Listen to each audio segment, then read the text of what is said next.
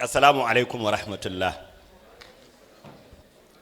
When I received the invitation for the presentation of this lecture and the title given to me was to speak on climate change as it affects food insecurity, economic development, and the rest of them. Now, I thought that is not a very good title. Climate change is with us. And like I coined the title of this paper, even the blind can see, and even the dumb can hear climate change. You don't need to go to school. You don't need to be told that the climate is changing. The happenings, especially most recent happenings, we have been hearing of floodings where there were no floods. We have been hearing of droughts where there were no droughts. The intense heat we are bearing with is enough testament to tell the blind, the deaf and dumb, and those of us that are neither blind nor deaf and dumb, that the climate has changed. It's not changing, it has changed. So, look at this. Mere looking at this, you know that something is wrong. Something must be wrong in this picture. Go to the next slide, please. What is the genesis of climate change? Now, like my brother has said, that naturally, before the coming of man on this climate, there has been climate change. Naturally. Duniya za ta dumama, kuma za ta koma ta sanyi. Za ta dumama ta koma sai sanyi.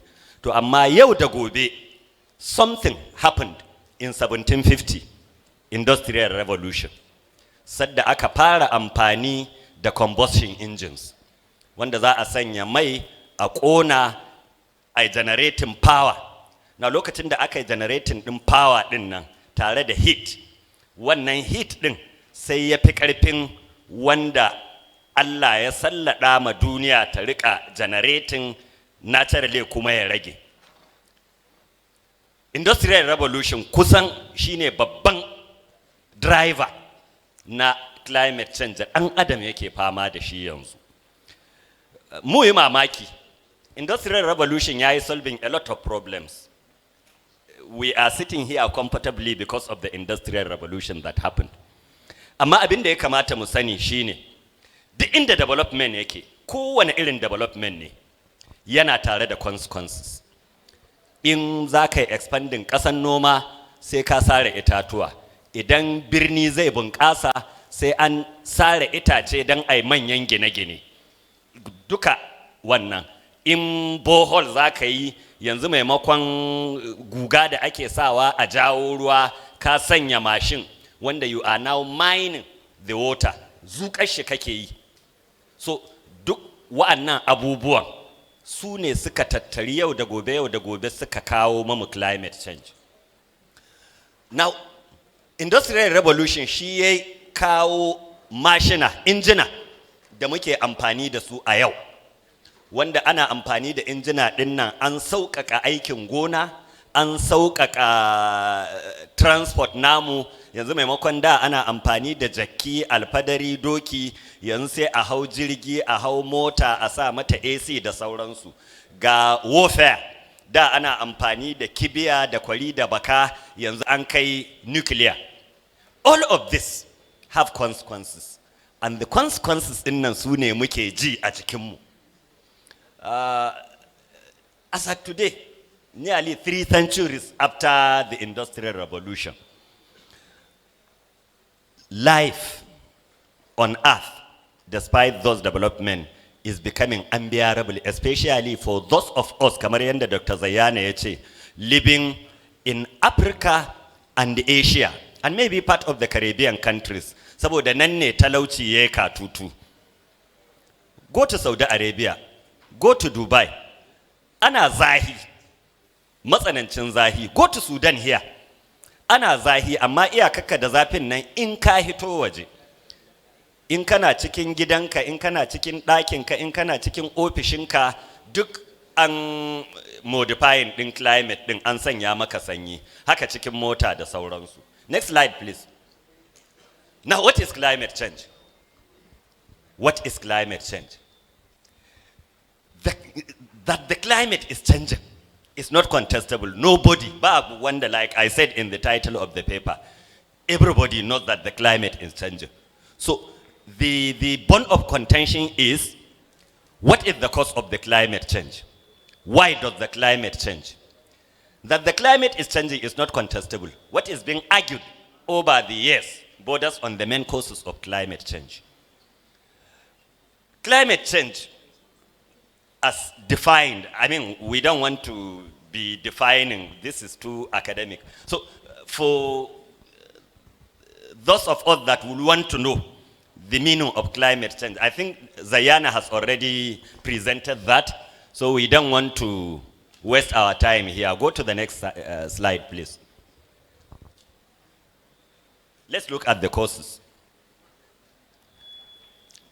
It is called by two main factors, natural and anthropogenic, or what the layman will call human-induced factors. Greenhouse effect. Greenhouse dinnan, I can remember, a cikin aji ina koyar da course mai kama da wannan, nace akwai greenhouse. An san greenhouse gases, sai wani yaro ya daga hannu ya ce greenhouse wannan na cikin gari. Now, an samu kalma da ake ce ma greenhouse saboda wani ɗaki ne da ake yi, wanda ake ce ma greenhouse ɗin. Ɗaki ne ake yi ko da gilas ko da waya. In aka yi ginin nan, muna da makamancin shi a nan Polytechnic Teaching Farm. Gilas ake sanya mashi, amma a ciki za a yi modifying ɗin environment ɗin. Za a sanya mashi AC, sannan ana iya a ɗaga in zahi yawa iskan ya rika fita da sauransu. So in the desert, in kana da greenhouse, za ka sanya shuka duk ta abin da kake so, ko apple, ko grape, ko gwanda, ko mangwaro, so that daga sama in jirgi ma ke wucewa za ya ga Sahara desert, amma kuma ga tsanwa. Saboda an yi modifying din environment din so much so that you can plant whatever tree you want, because in ka san climate requirement na tree din da kake so ka sanya, ko any crop da kake so ka sanya, za ka tuning din climate din cikin wannan house din to the requirement of that crop so that it will grow. So it makes it green. Shi yasa ake ce mashi greenhouse. Now, greenhouse, I happen to work in a greenhouse. Experiment dina da na karatuna na yi aiki a cikin greenhouse. Normally in zani shiga aiki cikin greenhouse din nan sai na hunce. Baya shigowa da riga saboda zafi. Duk da kai ga AC ga wane ne, amma respiration da plants din suke yi da methane, ainihin organic matter da ke cikin ƙasa din, reaction that is taking place yana generating a lot of heat. So irin wannan abun da ake samu a greenhouse shine yanzu wa'annan gases da industrial revolution ya kawo suke hita su kewaye sararin samaniya, sai suke acting as a blanket. An yi kamar ka shiga cikin, kana bisa gado ka kawo bargo ka rihe kanka. Now bargon nan yanzu shine gases din nan, su ne suke acting as climate, as the blanket, so that idan zahin nan ya tahi sama, maimakon ya dissipated ya narke, sai ya tadda wannan blanket sai ya dawo. Wannan har ya kai ga ya keta ainin labule da Allah ya sanya mamu na ozone layer, wanda za ta kare hasken rana da waves, I mean, wa'anda su suna cutar zuwa ga ɗan adam da duk wani abu mai rayuwa a bisa doron duniya. So yanzu an keta wannan ozone layer, ba kuma wani abu ne ya keta shi ba. Ga yayata nan wurin koko kanwata ce ta sani, ita da ke in chemistry, that because of the carbon dioxide, the carbon monoxide, da methane da sauransu da muke releasing, sai in suka je sama kamar yadda Dr. Zayyana ya ce, shi ozone din 3 molecules ne of oxygen, O3. So sai ya breaking, sai ya haɗu da carbon, sai a samu carbon dioxide. In ya haɗu da molecule biyu ya haɗu da carbon, a creating carbon monoxide. So a can sama reaction ɗin da yake faruwa shi ma yana ƙara aggravating, yana ƙara zafafa fitinar da muke ciki.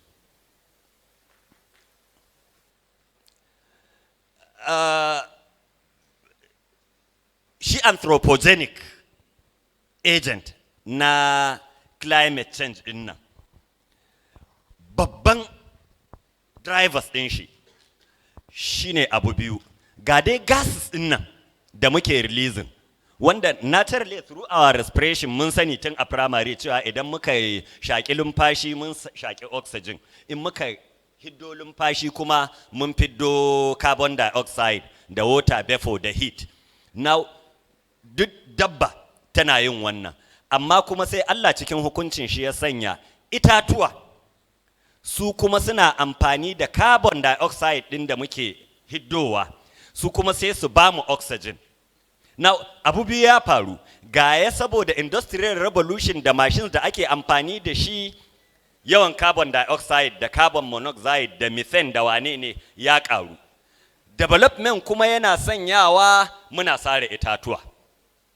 Kada ka ƙara, kada ka raga, iyakar ta kenan. Mun sassare itatuwa wa'anda su ne suke zama kamar refinery, wa'anda suke refining ɗin iskan da za mu shaƙa mai daɗi, iskan da zai sanya zahin da muke ji ya sauƙaƙa ya koma sanyi. Kamar yadda again Zayyana ya faɗa, da idan ka dawo daga anywhere daga gabacin garin nan, da ka zo nan wajen liyafa, kahin ka kai rawun ɗin still rolling wannan dajin, za ka ji climate, microclimate ɗin ta canza. A yanzu haka duk mai bin hanyar Daura ta Kazaure zuwa Kano, akwai wani plantation da ke akwai na itatuwan turare. Duk yanda ake zahi a yau ɗin nan, in ka bi hanyar da ka kai wajen wannan area ɗin, za ka ji microclimate ɗin na wurin ya canza. Meaning that idan da za mu ci gaba da shuka itatuwa, to within no time we can change the trend. Shuka itatuwa ɗin nan an maida shi wani gold mine. Tun muna 'yan ƙanana ake bikin shuka itatuwa. I can remember Shagari ya yi bikin shuka itatuwa. Akwai ƙauye nan hanyar Jibiya da aka canza mashi suna, aka maida shi kukan Babangida. Nan Babangida ya zo ya lancin ɗin da shan itatuwa. Kuma a kusan duk shekara za a ga gwamnati ta kashe miliyoyin kuɗi, an ce an yi producing millions of seedlings. Za a rarraba ma mutane kyauta, a ce aje a daddasa, wanda ni a conviction ɗina shine inda da gaske muke akan dashen itatuwa da wa'anda seedlings ɗin da aka yi producing in the past, a yau da ba inda za a dasa ice a ƙasan nan.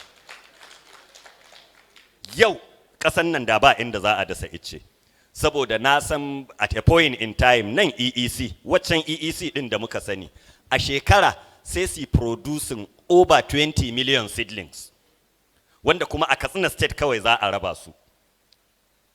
Sun yi shekara 10 suna irin wannan. Akwai Katafu wadda ke can cikin GRA, su ma na san sai su producing as much as 2 million seedlings. Wannan na nan Katsina kenan, suna da offices a Daura, Funtuwa da makamantan irin wa'annan. Duk ai producing din seedlings din nan, amma a ce yau kuma muna da inda za mu dasa ice, that is a lie, ban yadda ba. Akwai dai inda ake kai kuɗin nan. let's look at next slide, please. Now, look at some of the causes. Kai da ka ga wannan iccen ka san cewa ya girme ka. Kai da ka sare shi ka san ya girme ka. Iccen da ya shekara 80 100 sai a zo ga wannan fitina da industrial revolution ya kawo mamu, wanda kamar yanda Dr. Mustapha yake cewa about 2 years ago naga chainsaw ana amfani da shi a arewa. Wannan mashin din da ake yanke itatuwa, na ce to tamu ta kare, because in da sai an sanya gatari kila cikin kwana 10 za ka sare icce mai girman wannan, yanzu cikin awa 10 sai ka sare shi. So deforestation yana daga cikin abin da yake ƙara zafafa ɗumamar yanayi. Let's see the next one. Look at it. Diyan da ake hidin wai ana gas emission. In ba ka je inda ake gas emission ba za ka san abin da ake ce ma gas emission ba. The closest nan da muke gani shine lokacin da Katsina Steel Rolling Mill tana aiki. Daga nesa ka hango chimney ɗinsu yana hidda hayaki. Wannan kamar ka ce kata da mashin ne yana yi, kata da mashin ɗinka yana hidda hayaki, ka kamanta shi da shi wancan chimney ɗin in ka je ma industrial countries, wanda wannan chimney ɗin ƙwara ɗaya sai ka tadda a kamfani guda. Misali yanzu in nan rodi ne ake yi, itunanin inda ake yin mota, itunanin kamfanin da ke yin jirgi, wani irin hayaki zai hidda. Ina fatan mun fahimci wannan. So mu kasashen Afirka da muke fama da talauci, da yanda muke ganin wai Kaduna refinery ko Port Harcourt refinery, wannan flaring din da ake kana ganin ga wuta nan na tashi ga hayaki, that is very insignificant akan abin da su kasashen da suka ci gaba, Japan, America da European countries din nan, irin emission da suke fiddawa. Amma like Zayana said, that the beauty of all of this is that abin nan yana da butterfly effect. Idan daga America aka yi creating yanayi wanda zai canza yanayi na unguwar da aka kawo wannan abin da zai kawo canjin yanayi, to zai ta spreading wanda ke cikin ɗan ɗagwaura sai ya ji shi. Abin da ya faru a California ko abin da ya faru a Tokyo za ya ta kewayawa. Haka abin da ya faru a Nigeria zai tafi sai ya yi affecting wanda ke Newcastle. Now,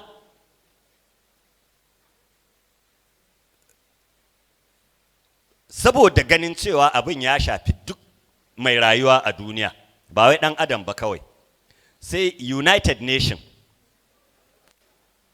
Convention on Environment suka kawo da wata dabara. Mun san cewa akwai wuri a cikin Brazil da ake ce ma Amazon Forest. River Amazon yana da wanda wannan Amazon Forest shine ake cewa shine huhu na duniya. Because mun san amfanin huhu, da shi muke respiration, in muka shaƙi iska za ya shiga cikin huhunmu. Now, duniya tana yin lumfashi ne ta hanyar wannan Amazon Forest. Brazil tuni sun so su sare forest ɗinsu, amma ana biyan su kuɗi don su bar shi. Saboda irin amfani da yake da shi wurin refining ɗin wa'annan noxious gases da ake releasing into the atmosphere, ya combating ɗinsu ya hiddo mamu oxygen, a samu cooling effect, sannan mu samu iska mai tatacce mu sha. Na yau da gobe da aka lura cewa okay, in dai shuka itatuwa yana iya kawo sauƙi akan ɗumaman yanayi, kuma su wa'annan ƙasashen da suka ci gaba ba su da sauran wani forest. Salin, when you go to Europe, Canada waye, ba wani forest da za a abin nan, amma forest din nan yana nan da wurinmu Africa da Caribbean da Asian and Southeast Asian countries din nan. Sai aka buɗe asusun nan inda ake zuba mashi kuɗi shine ana tax na su manyan masana'antu wa'anda suke hidda hayakin nan da tururi da whatever wanda yake causing din climate change, ana taxing ɗinsu. For every 1 ton of carbon dioxide the industry ya yi releasing, za a caje shi some amount of dollars. Sai aka aje su a asusu, sai aka ce okay, mu ƙasashe masu tasowa, African countries da Asian countries, idan ba mu sare dazuzzukan da muke da su ba, because mu ma muna son development, in mun so sai mu sare. So idan muka haƙura ba mu sare ba, ko kuma inda ma babu itacen aka shuka, to za a riƙa ba mu tukuici daga cikin wannan asusun. Wanda abin nan an kai kusan shekara 10 da fara shi.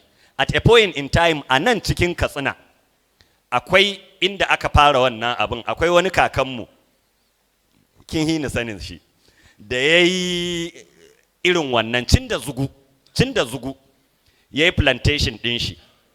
To amma because abubuwan nan suna tare da politics here and there, abin kamar bai ɗore ba. Amma na tabbatar da idan da Nigerian government za ta ci gaba da pressing, to wallahi muna da alternative na inda za mu sauƙaƙa ma kanmu kuma a biya mu. Let's look at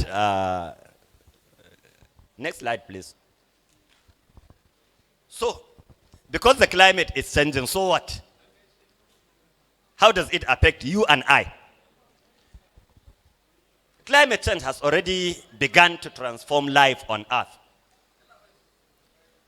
And like we all know, the inda aka zanna. In fact, that's why we are here. It is the topical issue. The inda kaje in kana san a saurare ka, ce climate change. Because it affects everybody. Scientific evidences have shown that in akwai anything da yake threatening din life on Earth na human being, to bai kai girman climate change ba. Ga likita nan daga Saka, climate change in nan yanzu ya sanya saboda dumamar yanayi da aka samu, kankara wurare da lullube suke da kankara a da, yanzu zahi ya sanya kankaran nan ta narke. Akwai ƙwayoyin cuta wa'anda da suna ƙalƙashin kankara an daskarar da su, they are inactive. Amma yanzu dumamar yanayi da aka samu ya sanya some of those pathogenic microorganisms, disease-causing microorganisms, zahin da ake samu yana narkar da kankarai, ya sanya yanzu irin wa'annan diseases din wa'anda da ba a san su ba, yanzu sun sake dawowa. Probably that is what caused corona. I'm not saying it is, but it may probably be one of the cause. Let's see the slide.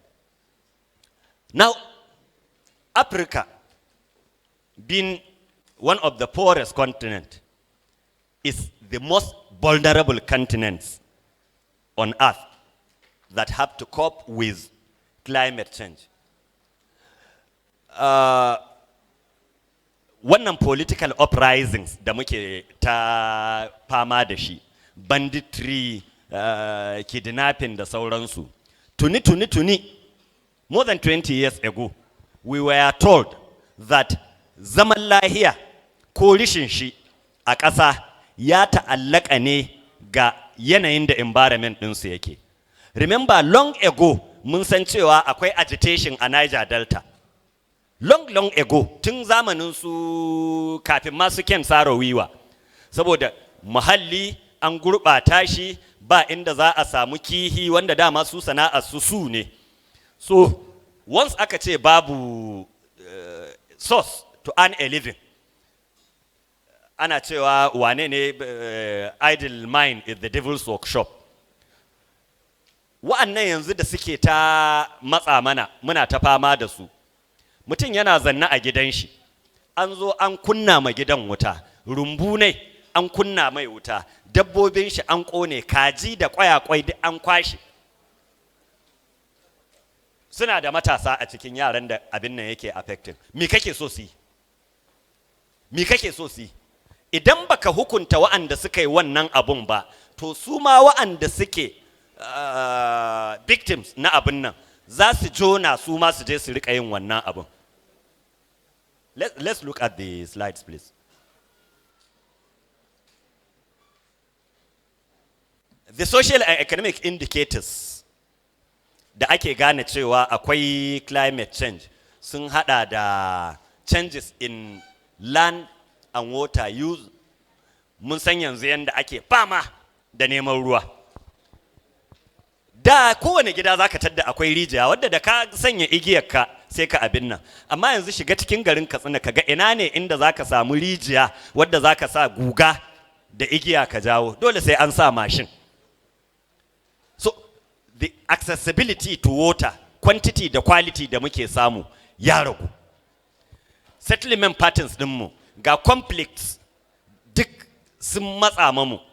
Crops dinmu ga sunan ga environmental refugees muna fama da su wanda ta wannan ake kawo mamu a ce an kawo relief aid da sauransu. So ƙarshe dai sai mu koma bayi a cikin ƙasanmu. Next slide, please. What are the symptoms? Continue. Look at some of the symptoms. The agricultural soils are becoming useless.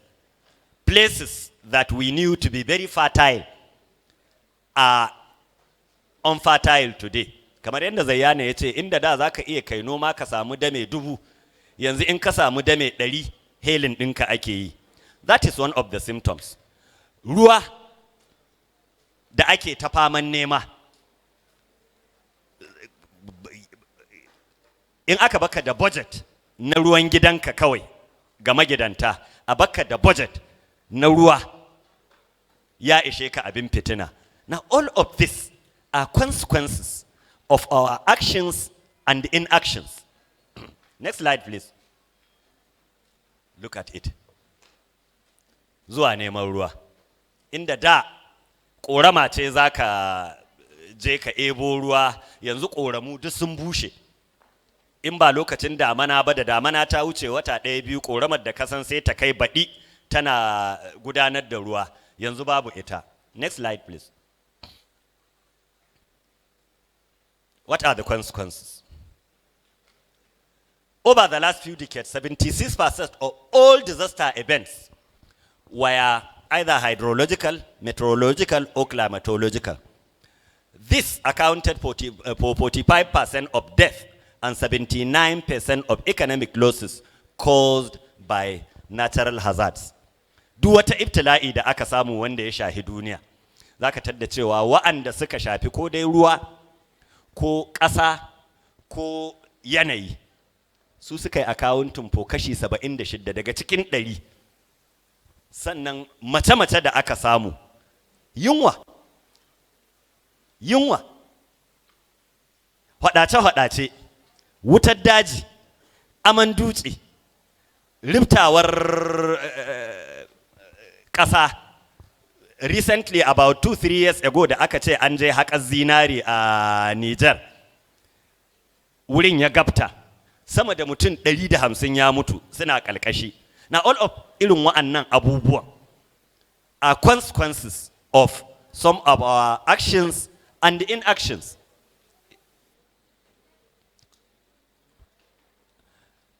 Intensive rainfall, yawan ruwa da ake samu.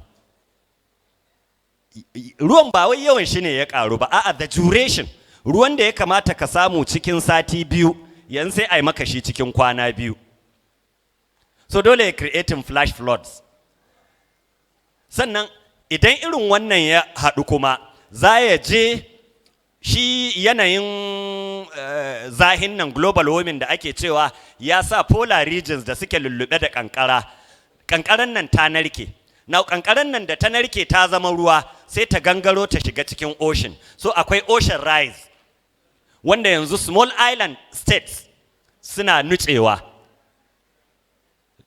In the past, akwai nasan studies da ake cewa wajen Marina da Victoria Island, yawan floods inda ake samu ba wai flood bane ba fase. A'a, increase ne in rise na ocean yake sanyawa kamar suna sinking ne. And if that is the case, what can you do about it? Nothing. kana ji kana kallo billions of investments da aka yi. Because we are not serious, mun bar irin wa'annan investments din gone down the drain. Yes. We have, it is evident here in Nigeria that our water supplies are dwindling. My doctor is here. Our health is very unpredictable. Kuma kuna fama diseases din da ba a san da su ba sai a zo a ta tambaye kana jin kaza a hidi maka symptoms din da tunda kai karatun ka na medicine baka taba jin shi ba. Energy ga yanan muna ta fama.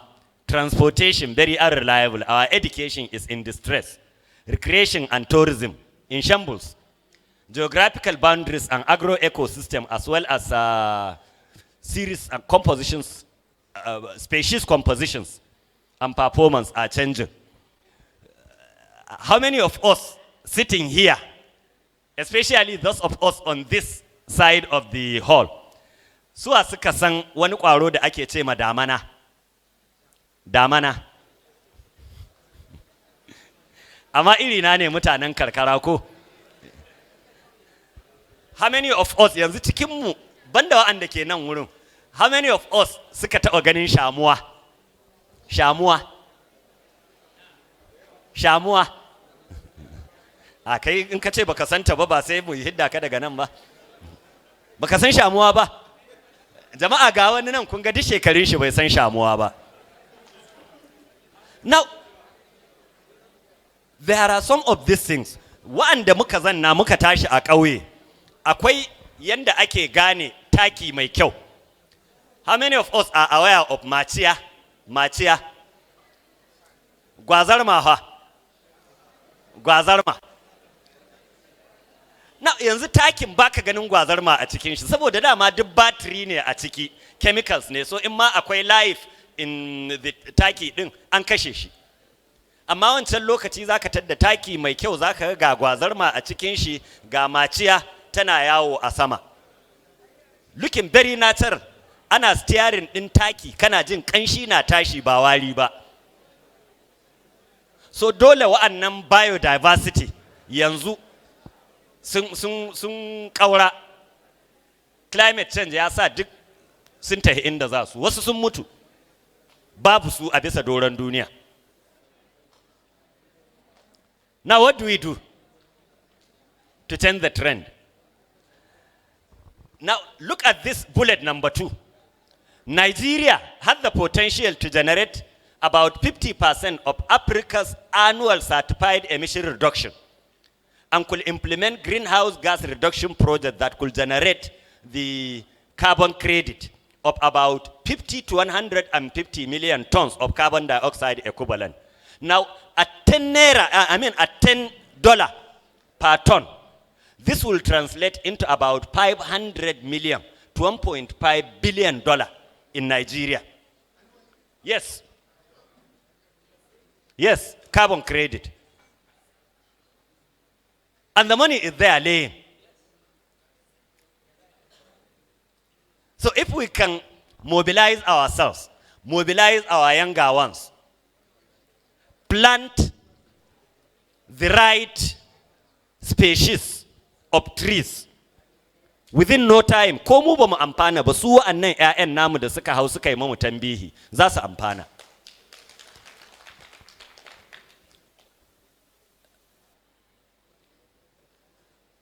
Again, we need to review our unrealistic environmental laws and policies. Yanzu maganar da ake in ka je cikin daji ka nemi katon ice na ɗorowa ko kaɗanya ka sare, sai a ce maka tarar da za a yi maka ta naira 100 ce. Tarar naira 100, ka sare ice wanda ya girme ka. Ko ba an sheshi za a yi ba, za ka tadda ka sare ice ka sanyo cikin truck ka taho ka haɗu da forest guards. Now, unless we change the legislation, let's change the legislation. Mu maida shi realistic. In da can an yi zamanin colonial masters an ce in ka sare ice za ka biya fan ɗaya. To yanzu what is the equivalent of fan ɗaya ɗin nan? Is it still realistic? So we need to do that. Then from our own side, new technologies are coming on to do with soil and water management for domestic, agricultural, and industrial developments. Next slide, please. The whole world is at war. I mean, we versus them, human beings versus the drivers of climate change, our actions and inactions. Nigeria is battle ready. Now, with ideas and data global academy at the forefront, we shall empower and support it for us to win the war, for prompt rescue mission, and for provision of assistance to victims. Thank you very much.